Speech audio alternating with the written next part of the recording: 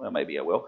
These last few hours in relationship to here's Jesus in the garden and the various accounts of that. You have basically 4 different accounts. You have Mark 14's account, you have Matthew 26's account, you have Luke 22's account, and you have John 18's account. All 4 of those chapters address the same things that are happening here in Mark chapter 14. And if you look at all of them kind of side by side, you get a full picture of everything that's kind of going on in order if you kind of break it down. So I did that for you, and I'll give you this if you want it. I can print it out if you desire it, but just thought we'd walk through it together this evening. So the first thing I want you to realize, something Mark doesn't share, but John 18 does, is that there's an indication that Judas didn't necessarily know where Jesus went so much as he assumed it's where Jesus would go. That Judas was pretty familiar with the patterns and things that Jesus had done, this Garden of Gethsemane. And I think sometimes because we have so titled it and given it kind of this official feel to it, that we almost feel like it would be like saying, going to a park somewhere or something that was kind of, but that this was just a garden spot that ultimately becomes the Garden of Gethsemane because of its connection to Jesus. But this was just a place of respite, a place that apparently the owner of this garden was willing to allow Jesus to frequent there, to find some privacy, and Judas was perfectly familiar with that. And so when he comes with some chief priests and some elders and those servants that are with them to arrest Jesus, Judas is pretty familiar with where he figures Jesus would be on this moment. And so Judas arrives and he kisses Jesus, right? And this was a predetermined, if you remember, this was a predetermined token. He tells those who are with him, just so that you're sure that you've got the right guy, when we get there, I'm going to give him a kiss, and then you'll know exactly who it is that you are to arrest. And so they predetermined this signal, if you will, which one was Jesus. And it's interesting, 3 different writers talk about that. Mark talks about it, Matthew talks about it, and Luke. They all 3 talk about the betrayal kiss that comes from Judas. Now, why didn't John? Well, you can ask that question about all of them when it comes to certain details, and we'll not really have an answer to that. But 3 different ones record this moment of where Judas betrays Jesus with a kiss. Then there's 2 kind of similar questions that Jesus responds to that with. In Matthew's account, it seems to be more directed towards Judas. This phrase of "wherefore art thou" in Matthew 26. In other words, what are you doing, Judas? He walks up and kisses Jesus. Matthew 26 records Jesus' reaction to that is, "Wherefore art thou? What's this? What are you doing?" Kind of putting it on Judas a little bit as to exactly what are you up to here. Not as if Jesus didn't know.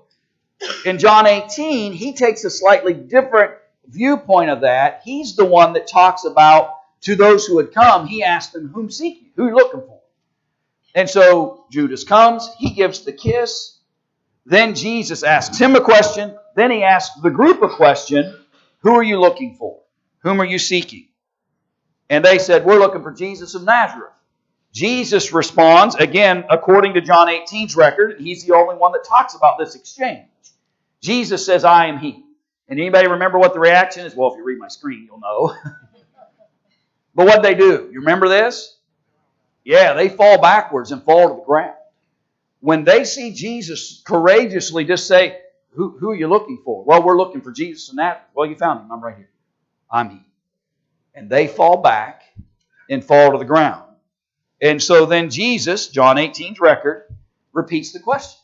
Who are you looking for? You've backed up, fall to the ground. Who is it that you're looking for? And again, they say the same thing. We're looking for Jesus of Nazareth.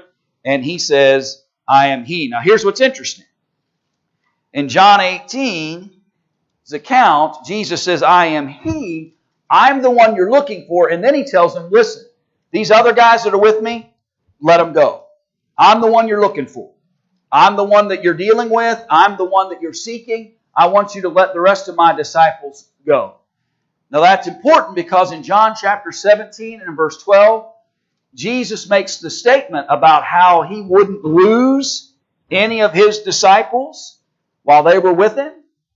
And so then that fulfillment, He says in John 18, to fulfill that prophecy, I'm asking you to let these guys go. And technically what happened? Yeah, they do get let go, right? They're able to flee the scene.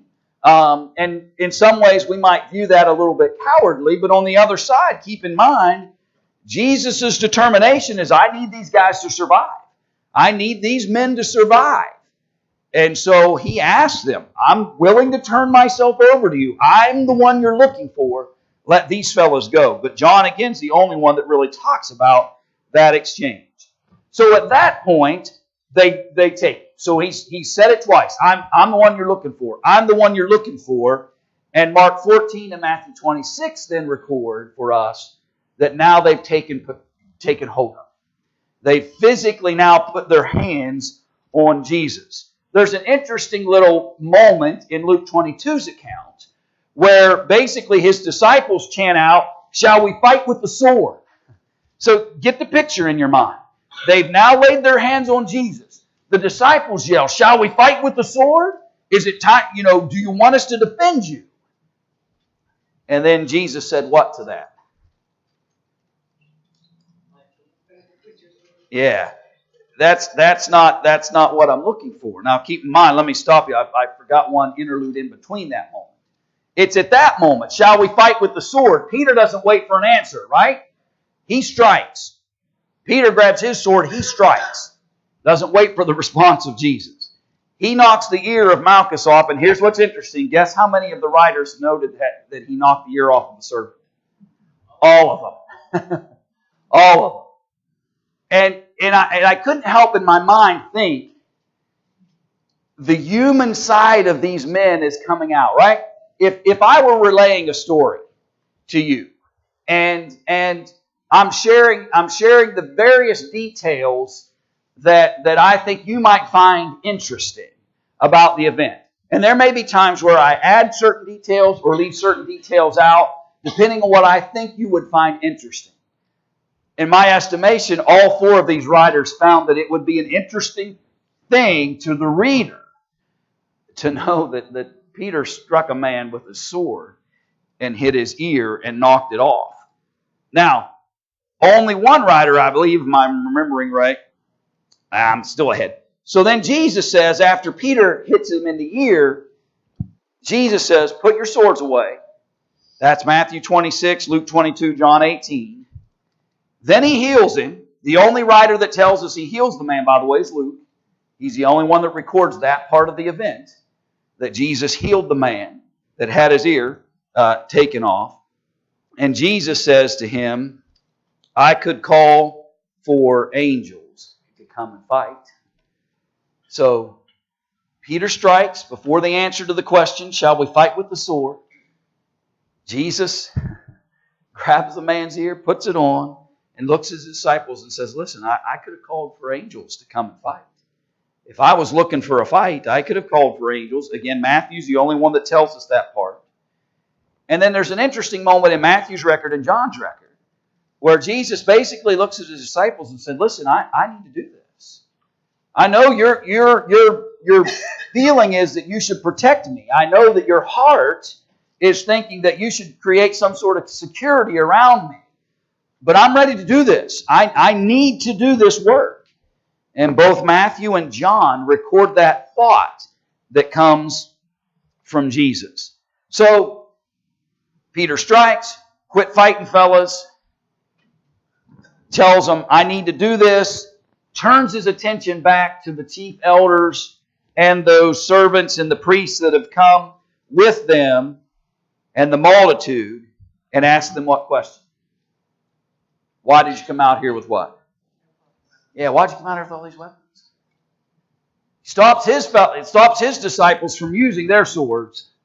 And then He turns back to the folks that have come to take Him, who've laid hold of Him already, and says, Why'd you come out here with swords? Why'd you come out here as if you were pursuing some hardened criminal?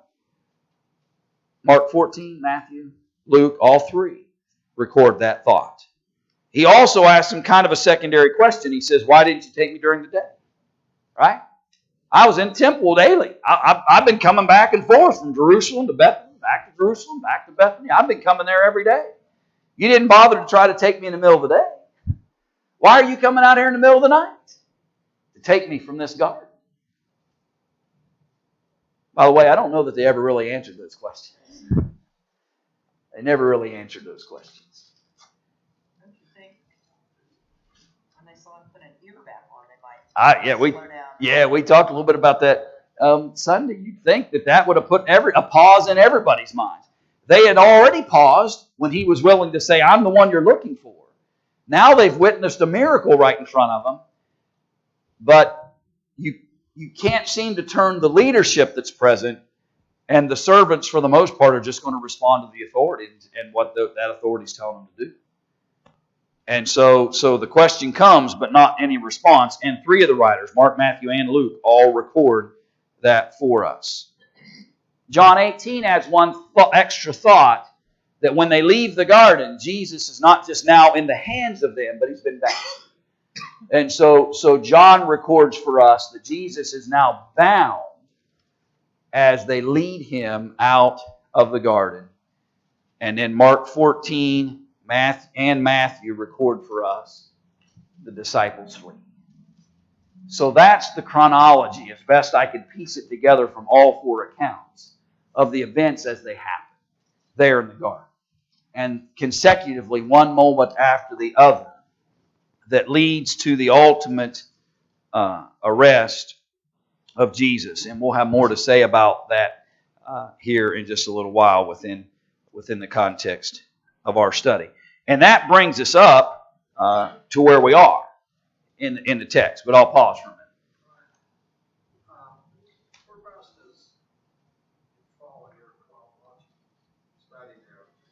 When Jesus prayed for his disciples, saying that he had not lost, he had protected his disciples and had saved all of them except for the son of perdition. Yeah. The prayer's in John 17, so it happens just prior to all of these events. It's prior to the being arrested, right? Yes. Yeah, absolutely. There's one other question. Sure. If you don't read chapter 13 of John and know when Satan entered Judas, and somebody was to ask you when you thought Satan entered Judas, I would have said when he first got the idea to go to the priest and betray Christ. Yeah. But John 13 says Satan didn't enter into Judas' body until he took the bread that was dipped in the bowl from Christ. Yeah, there seems to be an extra emphasis that this is, even though the plot has been set, there's an emphasis on the idea that Judas' determination, spoken there in John 13, has now been set. That he not only has he made a plan, but now Satan has entered and he's going to fulfill that plan that he's devised leading up to this. You don't think Satan had anything to do with this preconceived idea? Well, Satan's got everything to do with every act of sin. You know, if we want to talk about it from that sense. I just thought that was kind of curious. Yeah. The timing of it. If you go back to John 6, verse 70, Jesus is saying, did I not choose you, the 12, and yet one of you is a devil? Yeah. And of course, we have to also remember any historical aspects are being written after the fact. But early on, he's already been talking about the fact that Judas's connection and the actions that he'll bring. Good, Randy. I was impressed when I read Matthew 26, Brian, where Jesus said, "Don't you know I can call 12 legions of angels?" Now, what's impressive about that is legion is made up of 10 cohorts of 4,200 to 6,000 men. 6,000 times 12 is 72,000. More than enough to adequately handle any crowd coming out. Yeah, that multitude's not that big. So it shows clearly Jesus' willingness to surrender himself and accept what's coming. Yeah. And here's what's interesting. Let me add one little thought that I had while I was looking at that as well. Actually, two thoughts. I'll debate in my mind in a moment whether I'll share the second. But you think about the idea that separate and apart from calling upon the angels, From a human standpoint, this would be a massacre. His disciples would be gone. If they decide to try to fight this multitude with swords and staves, they're gone.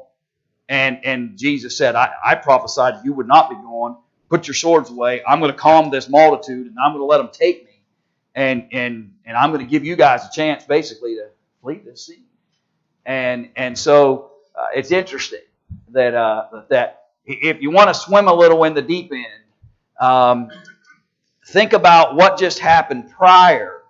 What did Jesus just do? He just went a little further in the garden and he did what? What did he pray? Let this cup pass from me. And then now in this scene, though, he very specifically says, if I really petition the Father to send angels down, legions of angels down here to fight, He'll send them.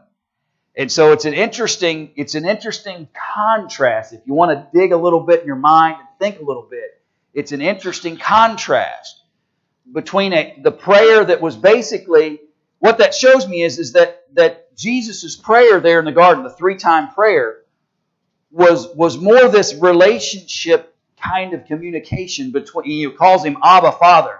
And it's a demonstration of the humility of Jesus. I'm going to do this.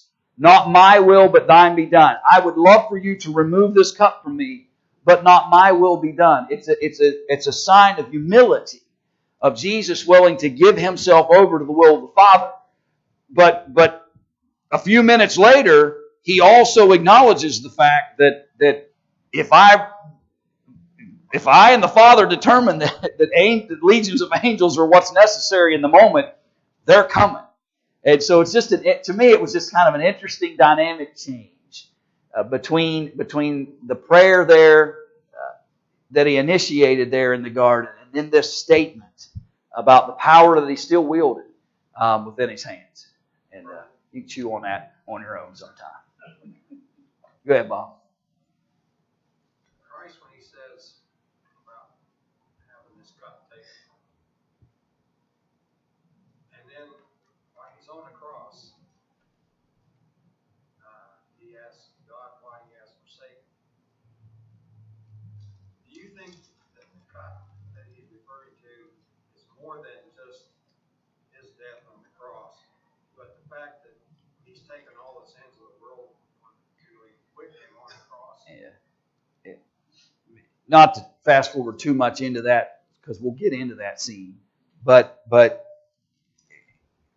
the complexities of this whole scene are just, and the nuances of the complexities are tremendous, because you've got this human being who is going to feel every strike of that scourge. You have a human being who's going to feel that crown of thorns pressed into his head. And so you've got that side. Let this cup, let the human abuse that I'm about to experience. But I also do think there's a spiritual context to that. I've got my own thought processes about that phrase of Eli, Eloi, Eloi, lama sabachthani, that is to say, my God, why hast thou forsaken me? And I think Jesus Peter talks about how Jesus took our sins in his body when he went to the cross. And the only thing that alienates man from God is sin.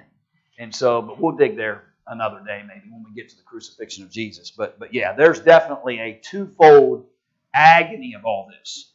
An absolute physical, every step, the weight of the cross, just the pure physicality of what he's going to experience is beyond belief. In some, you know what I mean? I don't believe it. I just mean it's beyond comprehension as to everything he's going to encounter. In the Old Testament, there was a siege against Israel, and these guys decided to go out, and if they kill us, at least we're dead. Maybe they'll feed us before they kill us. And they went out there, and the Lord had sent one angel, and that person had killed 187,000. Now, if 12 legions of angels had come, it would not have just destroyed the people of Jerusalem. it would have wiped the earth of mankind. The imminent power, immense power, I should say, is You know, when immense. you look at it on a global, because Jesus knew what he was doing. Yeah. Yep.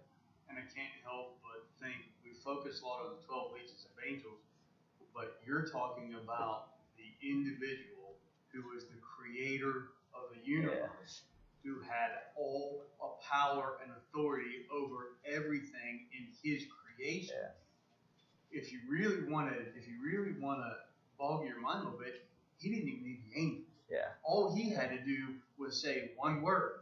Right. You know, all he had to do was say, die. Yeah. Yeah. I mean, it's if you really want to think about. Yeah. And getting back to the import of that, then really the moment is more about Jesus telling his disciples, this isn't about a physical battle. We could have called more angels than necessary if that were the case. There's work to be done and fulfilled here. So verse 50, now back to the narrative. So they all forsake, right? They flee. They've all forsaken him and they've fled. Now, verse 51 and 52 says, and there followed him a certain young man, having a linen cloth cast about his naked body, and the young men laid hold on him, and he left the linen cloth and fled from them naked. Now, here's the interesting part, and I'll throw a couple thoughts at you, and then I'll probably just move on. But Mark's the only one that records it, by the way. Matthew doesn't say anything about it. Luke doesn't say anything about it. John doesn't say anything about it. Mark's the only one that writes it. There are several scholarly types who have dug into to lots of historical documentation and all those kinds of things that make the argument that this is Mark, that this is the writer of the gospel account here, that who this is. They base that primarily on a couple of things. One is that John kind of talks about himself that way in his record. If you call John, there's several times where John will refer to himself, but not as John. He'll refer him to as the disciple whom Jesus loved, or he'll refer to him in some other form, like himself in some other form. And so they make that kind of connection, that it's similar to what John has done. Others want to try to go even further, that the house that they partook of the Passover in was actually where John Mark lived, and then there's a connection there. But at the end of the day, as much reading and study as I gave to it, it's all conjecture. It's all conjecture and trying to piece pieces together that do somewhat fit. But I cannot find anything scripturally based that gives me enough evidence to say that this is Mark. I'm just as willing as other guys sometimes to accept some of the circumstantial evidence and feel like there are some pointers that it be him. It's interesting. Here's what's interesting to me is go back now to what I said earlier about when Peter strikes Malchus's ear off and the human side of things, wanting to write the kind of the interesting moments. And so all four wrote about that scene. This seems to me to be a similar kind of scene, where if the other three had been privy to this information, that they most likely would have written it as well, which is one of the circumstantial arguments that people make, that Mark's the only one who knew it happened, because it was him. And it happened after the disciples have already what? They've already fled. Okay? So there is some indication that that's one of the circumstantial kind of arguments that they make, that this could be Mark. Now, enough of the circumstantial stuff. I don't have any hard proven evidence. The truth of the matter is, we have secular history that even actually tells us that Mark wrote this account. If you notice, he doesn't name himself when he begins to write. And so it's historical documentation that leads us to the understanding. But I don't believe he identifies himself ever in the letter, in the account. But be that as it may, at the end of the day, for wasting 5 minutes of your time, I don't know. At the end of the day, I don't really have an official answer. Do we know who this is? Yeah. Yeah. He was fond of Jesus. This happened at night, so he would have been probably in bed close sleeping when they heard about it. The linen was supposed to have been a fine linen, which would indicate family of some means as Right. well. And that's where they put all the ducks in a row. Yeah. Yeah. And I think it's kind of an inclination of men, and I say that in a very general sense. Our curiosity kind of gets the best of us sometimes, and we kind of would like to figure out who this is. And can't we put a name to him because it's interesting? But I couldn't officially do that.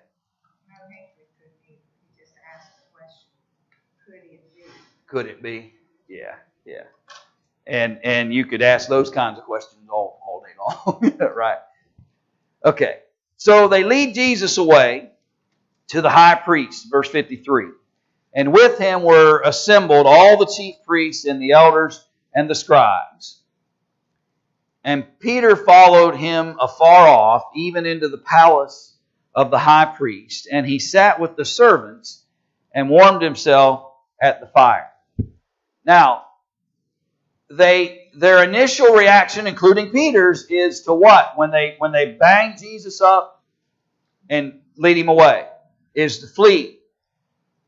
But he doesn't run so far away that he can't place himself back in some proximity to the events and circumstances that are going on. So he flees the scene, but then as it kind of goes a little far enough away, from a distance he begins to follow and track and see.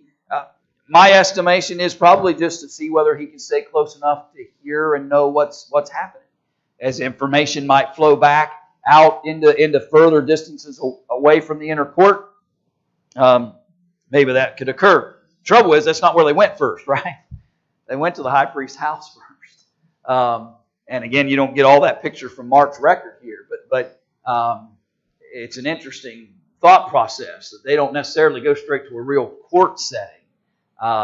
They go to the chief priest's house. But they're all assembled here. Peter follows afar off, even into the palace of the high priest. So he's close. And he sat with the servants and warmed himself at the fire. So close enough to hopefully maybe hear word, know what's going on. But it's also put him close enough that somebody might what? Somebody might recognize him, right? And somebody might figure out, hey, wait a minute, weren't you with the one that they just took into the council? So the chief priests and all the council sought for witness against Jesus to put him to death, and found what? And found none. Now, I want to stop you for a minute. I've got a list of things, and I don't think I'll just go moment by moment. I might just bring them up as we go. But does anybody else find that interesting? Anybody want to go into a courtroom where the judge gets to send out a message and say, bring me some witnesses against this guy? What kind of judgment are you going to get when the judge is seeking witness against you? It's not going to be very fair, is it? There are so many illegalities, even under Jewish law, that are in and around the arrest and court case against Jesus, that they're just one after another. And here's one simple one. What kind of court is it where those who are going to make the decision about this case are actually imploring folks to come and witness against the fellow they have in their courtroom? That doesn't sound like justice at all to me. But they call for it. Send us some witnesses that'll speak against him. And so verse 56 tells us what? For many bear false witness against him. But what was the problem? They never said the same thing. Okay? So they put a message out. Anybody who's willing to come and give us some kind of witness testimony that we can accuse Jesus of something, and they need it strong enough that they can what? What did it say? Verse 55. Put him to death, okay? They don't want to just charge. They want to be able to put him to death. And so we need witnesses who can raise enough challenge in their testimony that we can charge him of something worthy of death. Now there's another problem in the court, right? Generally speaking, somebody is first charged, right? And then brought into the courtroom. They brought him to the courtroom. Now they're asking for witnesses to come and offer something they can actually charge him with. It's a mockery. From start to finish, this is an absolute mockery of all that is right and good and their own judicial system. And here come the false witnesses. Now what's interesting is, if they could have found a couple of false witnesses to agree in testimony, by Old Testament law says by what? By two. It's all two. Now I want you to think about that. The Old Testament's law said all it required was two witnesses who could give agreeable testimony that would be enough weight that if the court decided then that testimony was legitimate, that they could put a man to death. And they're even asking for the witnesses and they still can't get it done. All they need is two, and they can't find two that'll even tell the same lie. Now, here's an extra side point to think about from a legality standpoint. What was the punishment for bearing false witness? Put them to death. There should have been, and I try to say this in a polite way, but there should have been a lot of capital punishment cases happening, one after another, as these folks come in and bear false witness.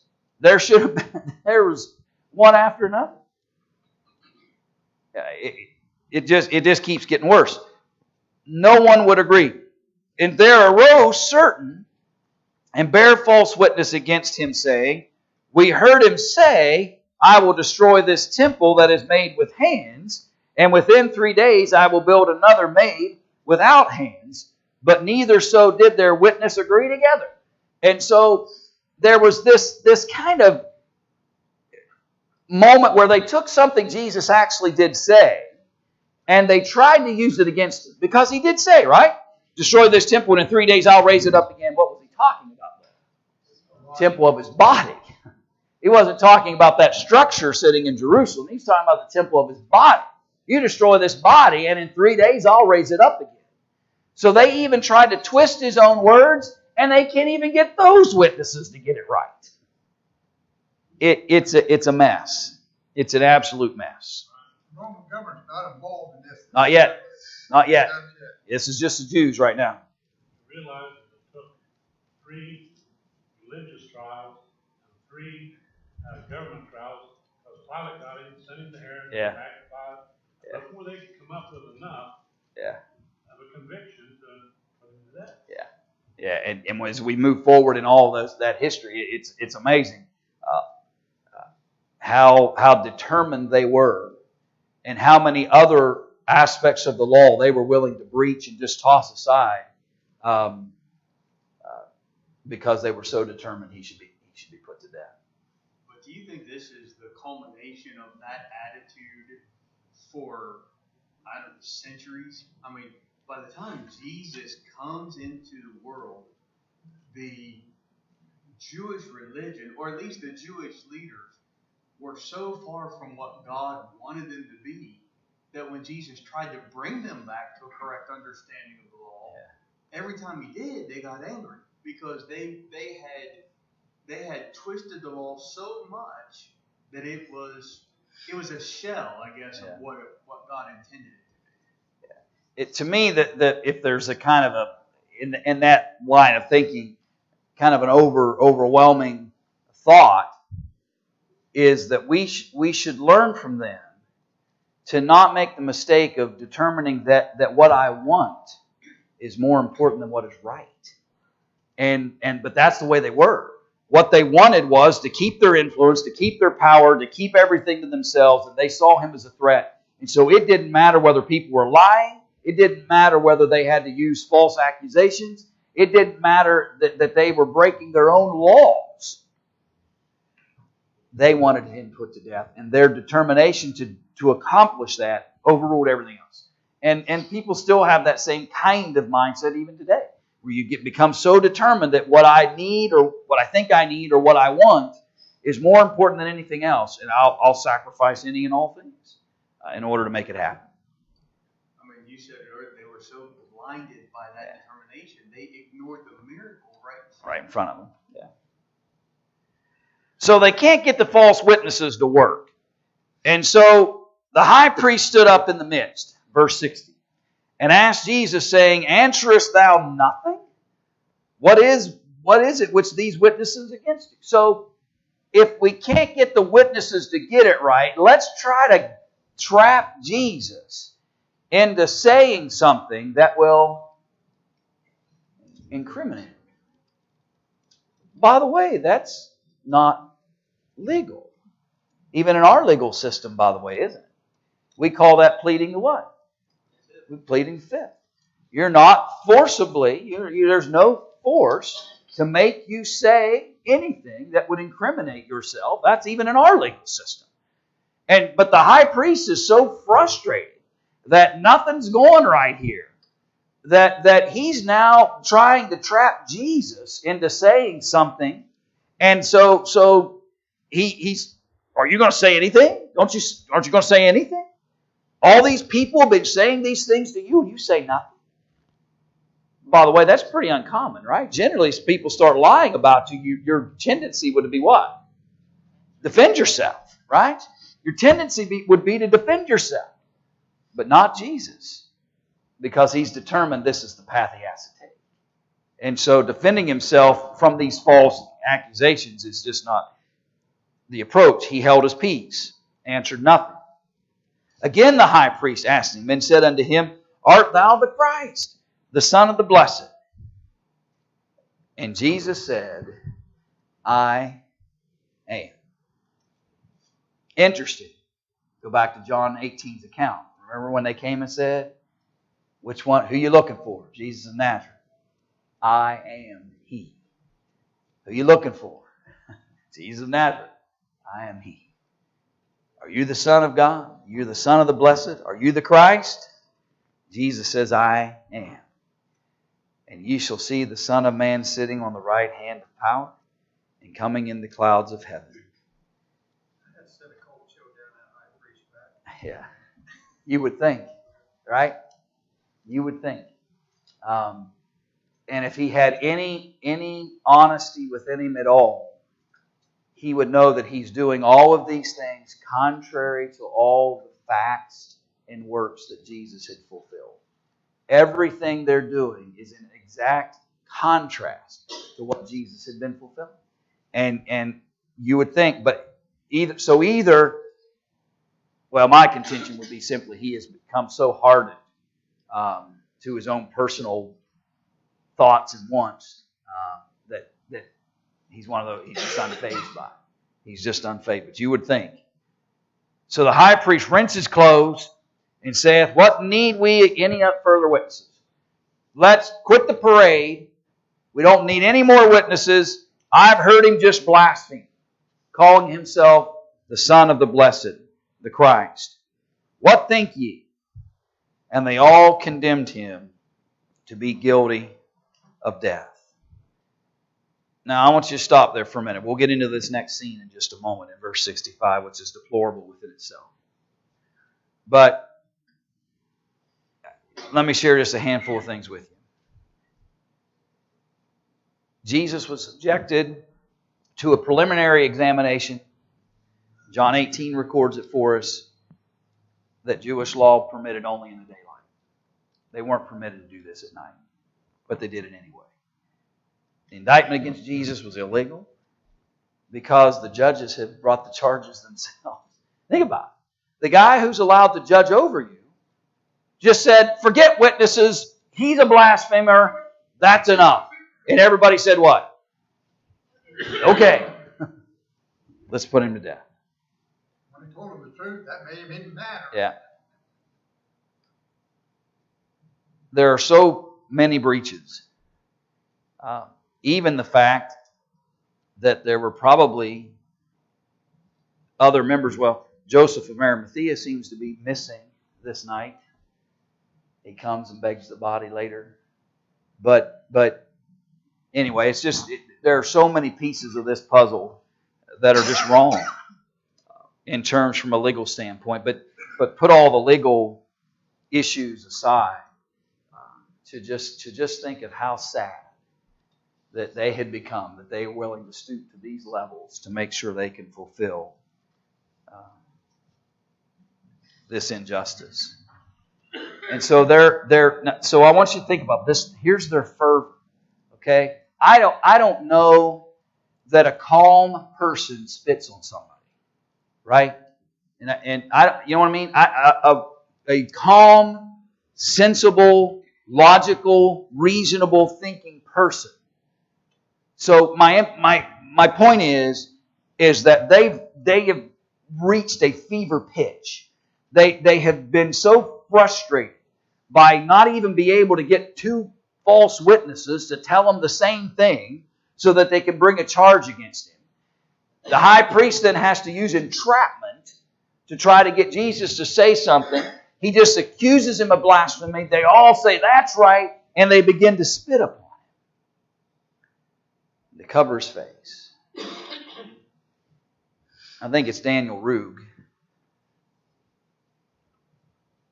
that recounted a moment where he was reading this text, and there was a fellow who was new to the Scriptures sitting in the pew, and Daniel looked down and he saw tears in the man's eyes. And afterwards he asked him, and his statement was, I didn't know they spit on my Savior. I didn't know that there were men that were that deplorable that they would spit on my Savior. And they began to cover his face and to buffet him. And when they're buffeting him, I don't think they mean a little tug or a little nudge. They buffet him and say unto him, prophesy. And the servants did strike him with the palms of their hands. It's beyond anything that we can even imagine. And there's our Savior. And then you add, we talk about Jesus died for us. Jesus was spit on for us. Jesus' eyes were covered, and men struck him and said, prophesy. Who hit you that time, Jesus? Prophesy unto us. You're supposed to know everything. You're supposed to be this great king. You're the Son of God after all. The mockery of this scene. And while all that's going on, verse 66 says, Peter was beneath in the palace, and there cometh one of the maids of the high priest. And when she saw Peter warming himself, she looked upon him and said, and thou also wast with Jesus of Nazareth. But as Jesus had said he would, what's he do? He denies it. I know not, neither understand I what thou sayest. And he went out into the porch, and the cock crew. The maid saw him again and began to say to them that stood by, this is one of them. And he denied it again. And a little after, they that stood by said again to Peter, surely thou art one of them, for thou art a Galilean, and thy speech agreeth. The way you're talking, the dialects. I am told that people can pick out a West Virginian dialect. Sometimes we talk about southern accents or northern accents, or they had accents. They may speak similar languages, but they had accents, mannerisms, way that they spoke that kind of typified certain regions. And ultimately, even after one after another, Peter's tried to deny it. And finally they said, listen, there's nobody else that we know around here that's from Galilee except those disciples that Jesus brought down with it. Your speech betrays you. We know. And while Jesus is enduring, being spit upon, struck, and the mockery and shame that He's experiencing, and outside here, we think about Judas's betrayal, but here's Peter beginning to curse and to swear, saying, I know not this man of whom you speak.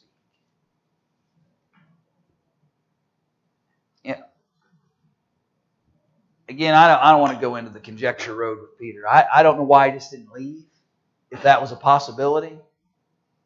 When he felt the danger, maybe. But it was obvious that Jesus knew this was going to happen. And we could sit around and wonder, well, why didn't he remember what Jesus had said the first time he began to deny? And you would think that maybe he would have thought about something the second time that he began denying. But then he denies the third time and so vehemently begins to curse and to swear. And then verse 72 says what? The rooster crows. Peter called to mind the word that Jesus said unto him, before the cock crow twice, thou shalt deny me thrice. And when he thought thereon, he wept.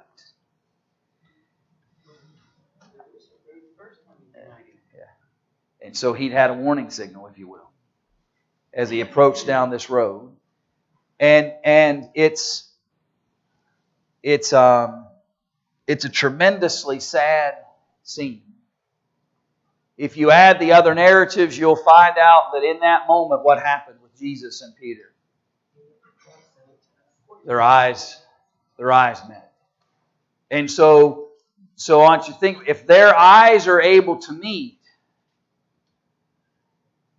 that means they're close enough for Peter to have known what? What was happening to Jesus in this scene.